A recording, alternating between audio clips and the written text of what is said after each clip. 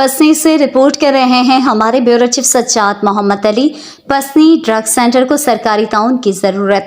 पसनी drug centre जो 20 सितंबर 2023 को इफ्तिताह हुआ था ने अब तक 400 मंशात की लत में मुब्तला अफराद का इलाज किया है। ताहम सोशल वेलफेयर डिपार्टमेंट ग्वादर ने मरकज़ को दिलासों के अलावा किसी किस्म की माली या इंतजामी मदद फराहम नहीं की है। इब्तदाई मरहले में अहले इलाका और मोतबरीन ने ड्रग सेंटर पसनी को भरपूर ताउन दिया।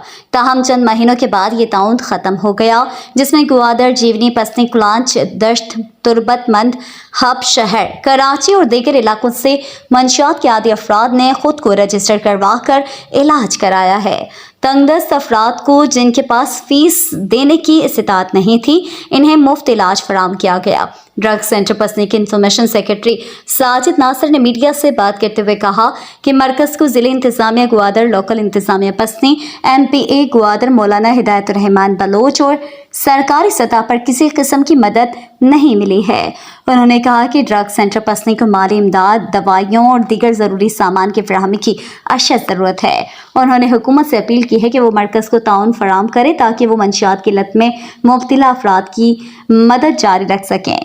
पसनी ड्रग सेंटर एक अहम मकामी खदमत है जो मंशियात की लत में मुब्तला अफराद को अपनी ज़िंदगी दोबारा शुरू करने का मौका फराहम करती है। सरकारी ताउन के साथ सेंटर अपने काम को जारी रख सकता है और ज़्यादा से ज़्यादा लोगों की मदद कर सकता है।